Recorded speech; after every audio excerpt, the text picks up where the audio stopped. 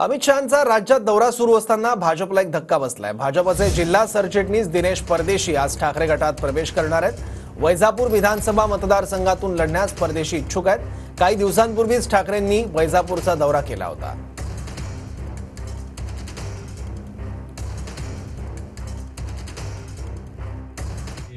मध्ये अनेक सहकारी आज भारतीय जनता पार्टी व विविध पक्षाचा राजीनामा देऊन शिवसेना उद्धव बाळासाहेब ठाकरे गटात आज दुपारी 12:30 वाजता मातोश्री येथे प्रवेश करणारे।